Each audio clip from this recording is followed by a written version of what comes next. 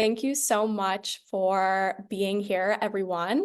Welcome to New West's Budget 2024 webinar, Hot Takes Edition. Just 45 minutes after the budget was tabled, the New West team is dissecting the politics, priorities, and implications of the budget on diverse sectors across the province, along with its impacts on everyday Albertans. I'm thrilled to be here and to be joined by a few members of the team. Keith McLaughlin, partner at New West Public Affairs, Christine Myatt, our Director of Communications, and you might see Matt Solberg as well, another partner at New West Public Affairs on here.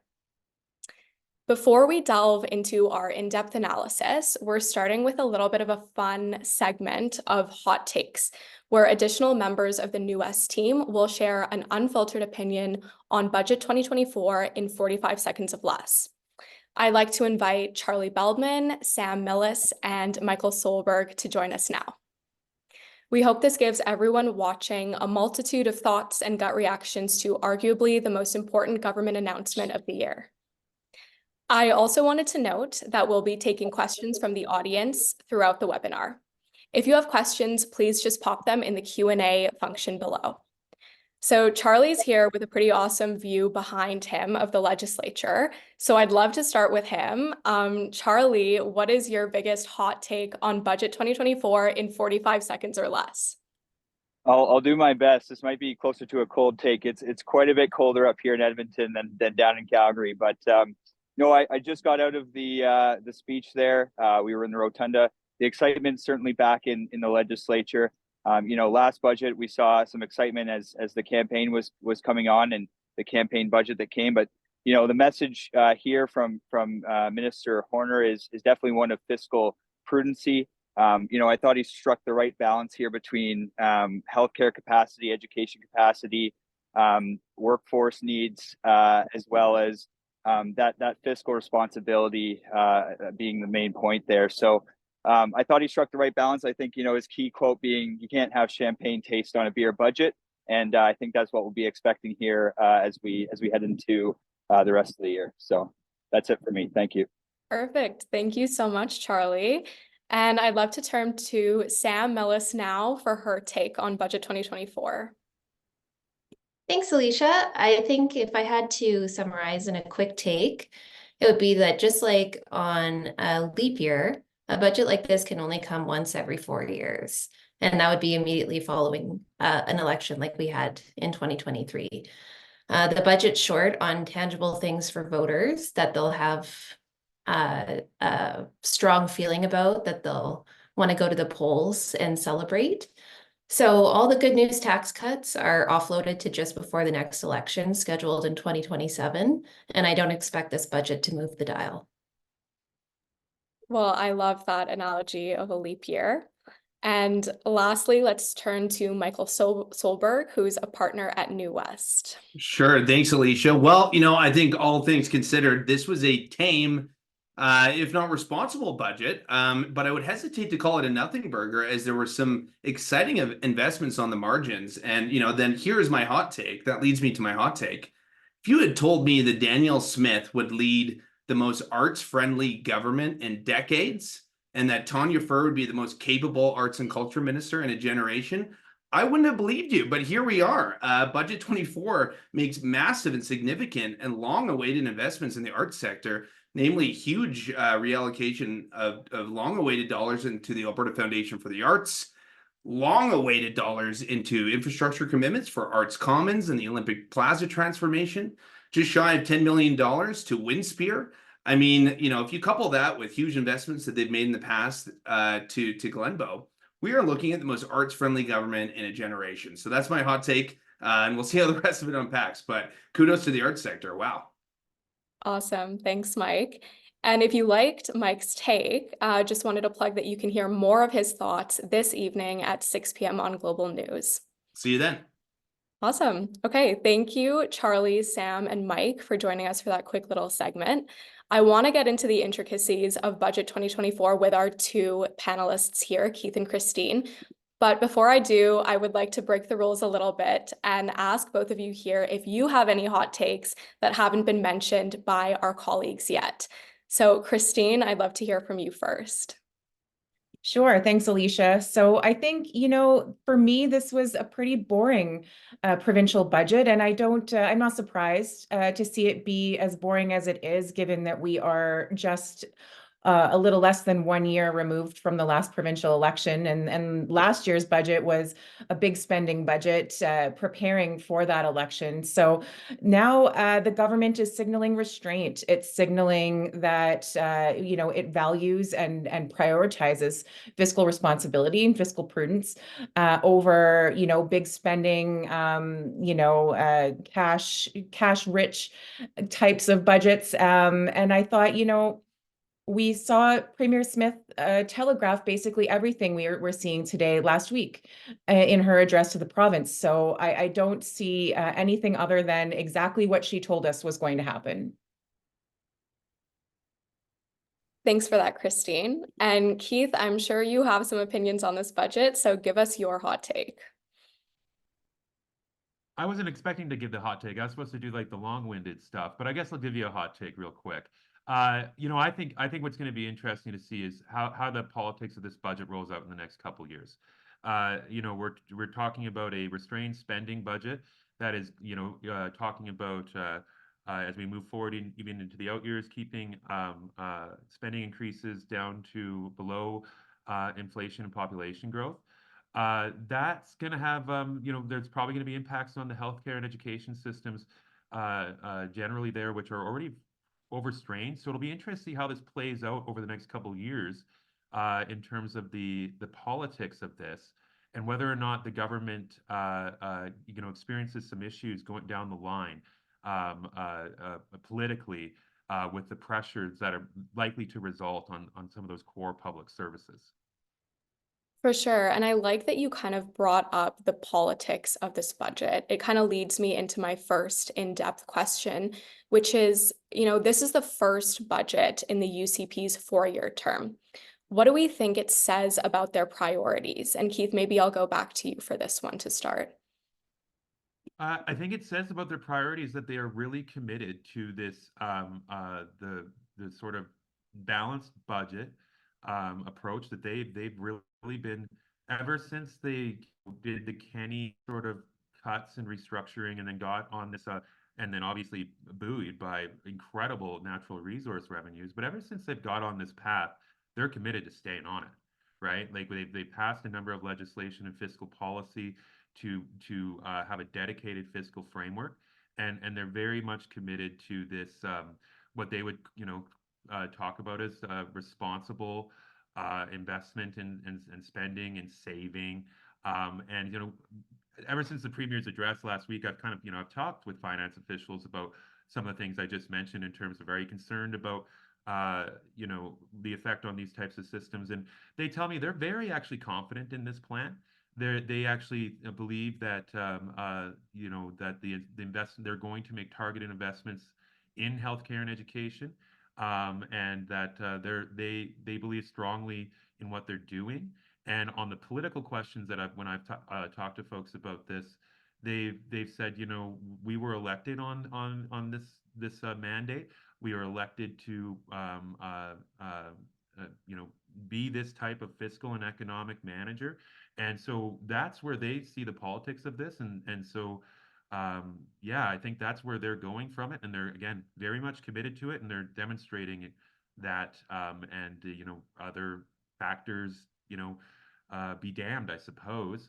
But you'll see some issues, I think, pop up from like municipalities and others where you're not going to get the investments that folks were counting on, like just even yesterday, Edmonton South Hospital's on hold, right?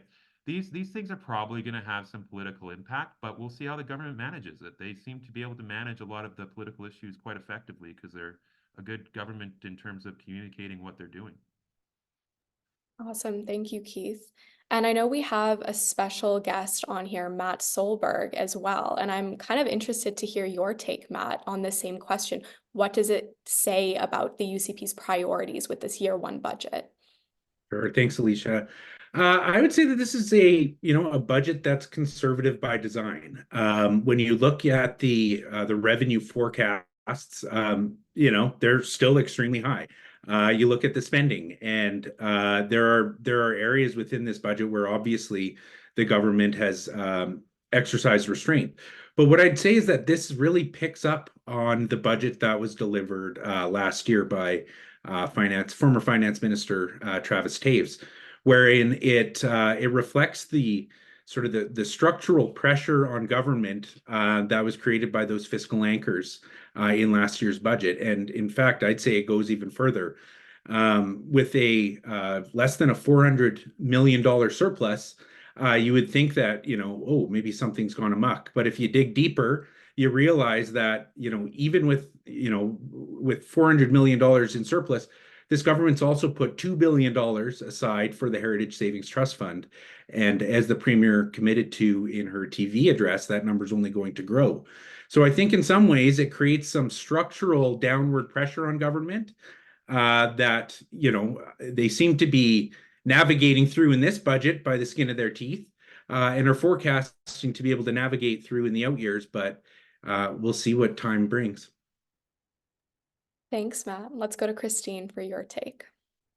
Sure. So I think I agree with my colleagues, obviously, that the main priority communicated to us in this budget is one of fiscal responsibility, fiscal prudence, and for all the reasons that my colleagues mentioned, and I won't, repeat them. But what I would say is interesting is where the government has chosen to spend. So there are increases of about 4.4% for health and education. And I think that especially when it comes to the investments in healthcare, the government is really putting its money where its mouth is in terms of the funding, the transformational change that they plan on bringing to the healthcare system. So I'm obviously, interested to see what that money can do and where it's going to take the system. But it does say a lot about this government's core priorities, that in a time of fiscal restraint and a time of spending restraint, that it's choosing to make these targeted investments in these areas. Thanks, Christine. And I want to delve into some of the points that you brought up on healthcare a little later in the webinar. But right now, I want to reframe what we've already been talking about. The UCP has committed to balanced budget legislation, debt repayment, and contributions to the Alberta Heritage Savings Trust Fund. So we've talked about, what that reveals about their priorities in terms of fiscal constraint, and the kind of government that they're shaping up to be. But I want to ask, how did these actions and these framing methods impact what we're actually seeing in Budget 2024? Is there something that stands out? Is there something that kind of, that's an action in the budget or an investment that kind of reveals something new about this government? Well, maybe I can start on this one, Alysha. What I noticed here is obviously there's a real desire to find some new revenue sources in this budget. There's been some spending restraint throughout, but when you look on the revenue side, where money's coming in, one of the areas government plans to bring in significant revenue in the coming years is with this new land titles registration levy, which is, as I understand it, a bit of an amalgamation of a few different fees in years past, but essentially it's a levy set at $5 per $5,000 of value for property transfers and mortgage registrations. So for an average family in Alberta, this won't go unnoticed if you're buying or selling a house. But government does rightly point out that when it comes to land transfer fees, Alberta is still by far the cheapest place to do that kind of business in the country. Are they calling it a levy? They are. Yeah. Yeah. So that's a very interesting point on that one, actually, because a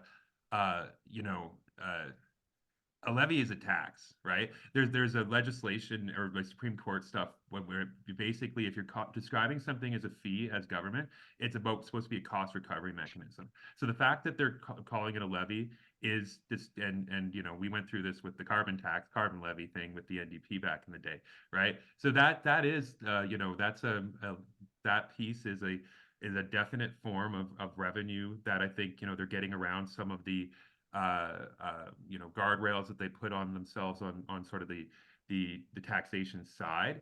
But the fact that that's being referred to as a levy is a tell that it's going beyond what cost recovery and into revenue generation. I'll jump on this train with the levy. And it struck me that at a time when so many people, so many Albertans especially, are talking about affordability, our bills are going up, our mortgage rates are going up, the cost of virtually everything has increased. I find it interesting that this government has chosen to make buying and selling a house more expensive, essentially, for Albertans. I don't think that that's going to go over well with the population. I think it is a point that if I was in opposition, I would certainly be hammering on to really showcase the fact that this government has not done nearly as much as it said it would, or that anyone would have liked to have seen in terms of dealing with the affordability crisis.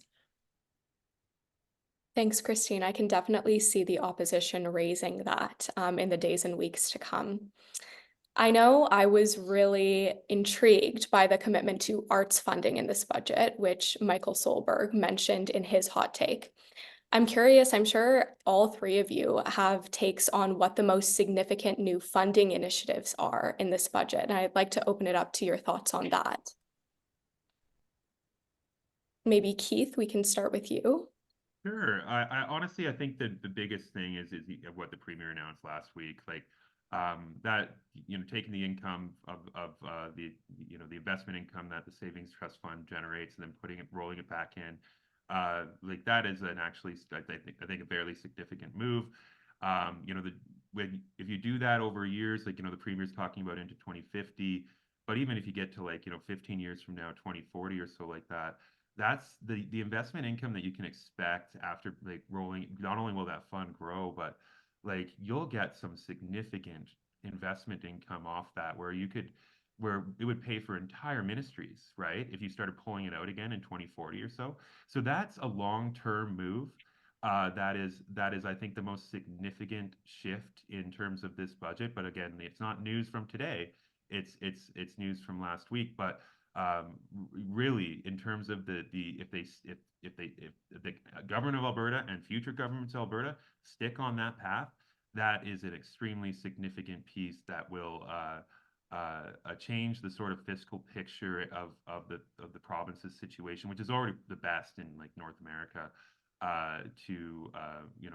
It's going to very much improve the financial muscle of the province.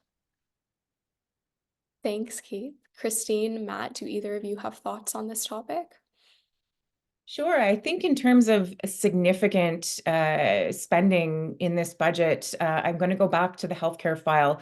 That this government has promised transformational change when it comes to how healthcare is delivered in this province. It's promised to decentralize AHS, to give more decision-making back to regional authorities, regional actors, and it's going to, it hopes, improve the overall service delivery for Albertans seeking care in this province. So to see pretty significant investments in areas like continuing care and primary care specifically, I think, to fund these changes that the government has promised is, I'm glad that they recognize that these changes are going to be costly and that they've accounted and budgeted for those changes. What I'm looking for next is to see how they use this money, how the funding that they're putting behind these changes is going to impact the overall care that we receive in the province. Awesome. Matt, I'll go to you before we jump into the next question. Sure. I'd echo the comments on the healthcare spending. I think there's evidence here of real investment in the reforms that have been announced over the last few months, but also sort of an acknowledgement that these reforms will require years and years of work. And I think we're going to see that elevated spending for healthcare for some time to come. But some interesting things that I've found in this budget, and we've had it now for an hour, so I'm sure there's a lot more. But still commitments in here to exploring potential for commuter rail. That funding seems to be baked into the transportation and economic corridors budget. So that's something that certain Albertans might be interested in and perhaps could get excited about. And then finally, what seems to be a rather significant increase to the budget for technology and innovation. And at first glance, I think a lot of this is due to protections that the government's putting in place for cybersecurity. I think the world in the last number of years has become, frankly, a lot more dangerous, and the Alberta government has not been immune to the types of cyber attacks that have brought down other organizations around the world. So I see that in there. And then also sort of commitments here to further digitization of services for Albertans. So again, not the most, sexy things, but certainly things that down the road Albertans will see in their day-to-day life as they interact with government. Thanks, Matt. And I'm hearing, healthcare come up a lot, and I want to dig into that a little bit more. Because one of Premier Smith's most notable decisions since being elected was choosing to decentralize AHS.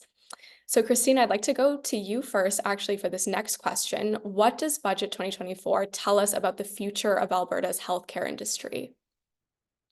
Well, I think, as I said before, it tells us that this government is committed to funding the transformational change that it has announced and promised Albertans. It's no secret that our system is not perfect.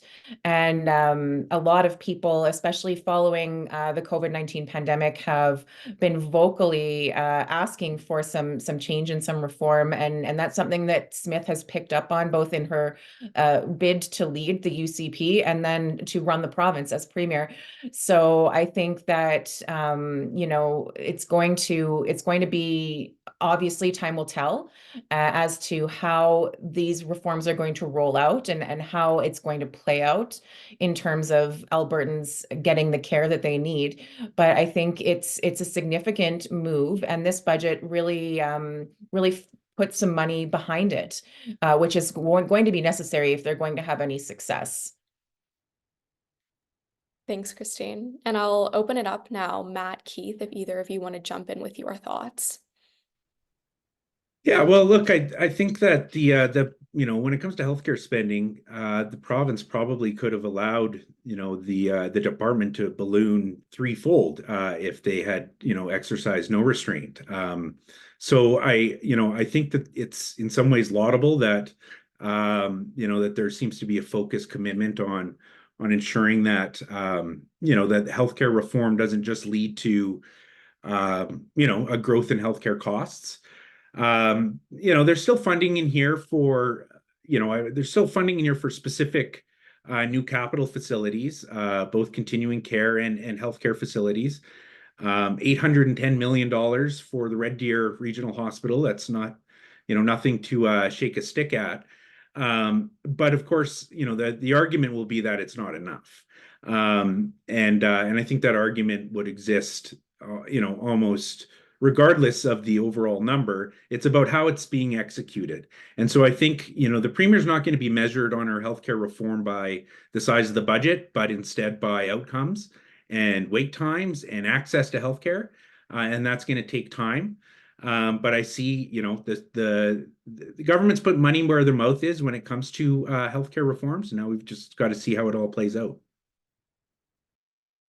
I've got a, I guess, healthcare-ish thing to say, but Alysha, you put me off script earlier, and so I'm going to derail your script a little bit and just say something that I'm looking at here, and it's not really necessarily budget related, but it's something that I'm looking at as we move forward, right? And, I think back to when the NDP was in government, and, I spent time in that government, and we were derailed, obviously, by unexpected events like the 2016 Fort McMurray wildfire, and had to deal with that.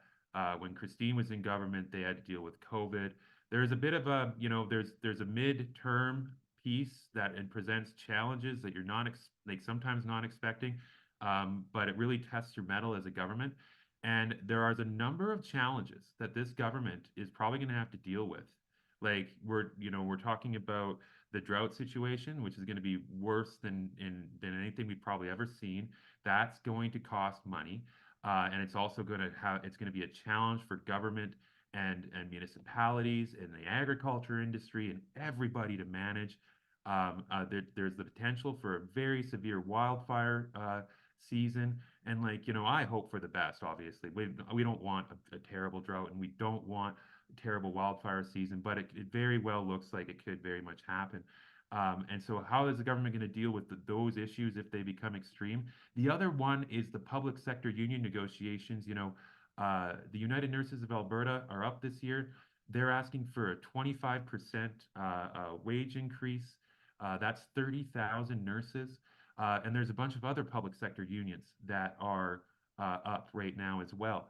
There's a potential this year for the largest sort of public sector union labor strife with the government of Alberta that we have not seen in in 20 years since Ralph Klein's third way sort of piece. That's a potential too, and I think this government wouldn't mind having a fight with the public sector unions, but we'll have to see where all this goes. All I'm saying is that this government's been incredibly, they've had a very smooth ride in terms of implementing their agenda and communicating it well. They do very good work in terms of political work because when they're on their front foot.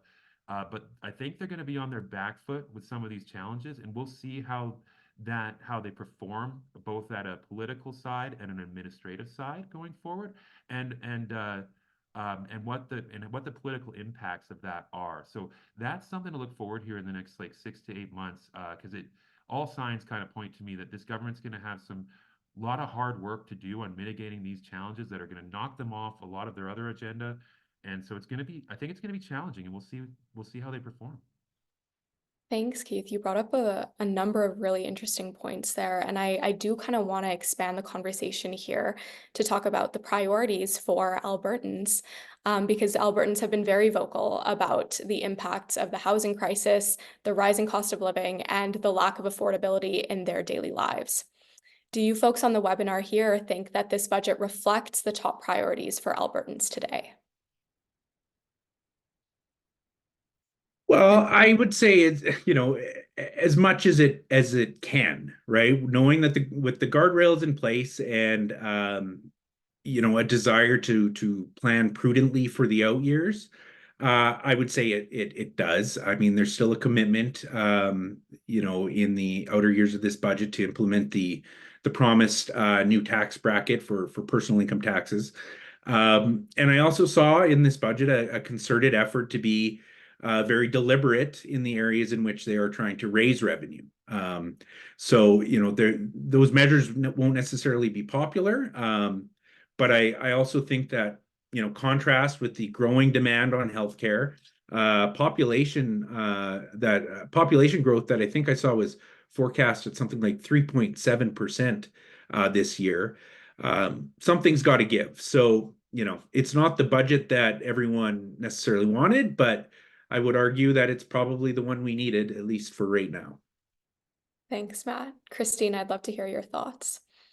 Sure. Well, I mean, to be fair to the province, there is not a lot of levers that they can pull that are going to materially impact the affordability of life for everyday Albertans, especially in this high interest environment. So, I think that they've done, as much as they can do, except, like I said, on this land transfer tax or levy, I think, with housing being such a hot topic these days, and the affordability of housing being especially hot, to take an action that is going to make buying and selling a home more expensive for regular people, I think is not only going to be unpopular, it's people are going to remember that when it comes time to vote.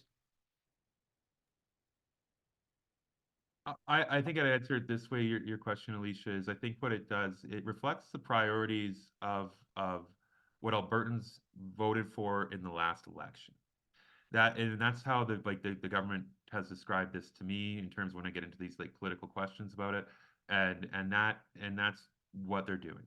Obviously, people are going to disagree and say there's underinvestment in healthcare and education and housing and affordability, all these pieces, but from the government's perspective, they are implementing the agenda that they feel they won the election on, which was economic management. And so in their view, they're reflecting the priorities of Albertans that was validated that last election. And kind of like what Christine said, there'll be an opportunity for Albertans to hold the government accountable if they thought they made a wrong choice, and at the next one.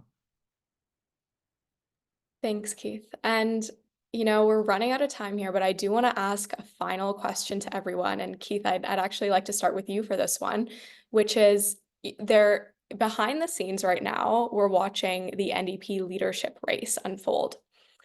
How do you think the NDP will react to this budget, or should react? If you were a leadership candidate, where would you start? Well, it's a great question. I'm not a leadership, never would be a leadership candidate or politician, so can't put myself in that way. But I do have some thoughts here to share. Let me just start with this way. The NDP would be very wise to listen to what Christine Myatt has been talking about for the last 20 minutes. I think that there's an expectation from the public that the NDP is going to talk and react about what they will call underinvestment in healthcare and education, and that's the NDP should talk about that. But that's what's expected as well from the Alberta NDP and the leadership candidates. Christine's pointing out something that is a vulnerability for the government in terms of the commitment to housing affordability and affordability generally, and it's a really I think a comms vulnerability that they are going to have a challenge with, and that applies to really a lot of Albertans. So if I were giving advice to the NDP, I would just regurgitate Christine's about pointing out what that is, because it's a big one there. And I hope that they kind of go that they should. That's the right politically smart thing to do. I just question whether or not the NDP will move away from its traditional messaging to actually, speak to this issue, which, could have a lot of legs. Great point. And I would have to agree that Christine raised an amazing vulnerability for the NDP to pick up on. And Christine, you're also our director of comms here at New West. So would love to hear your thoughts on this from a communications angle as well. Where should they hit? How should they hit? And how should they react to this budget? Well, certainly, the NDP are going to go to their bread and butter issues with healthcare and education, as Keith said.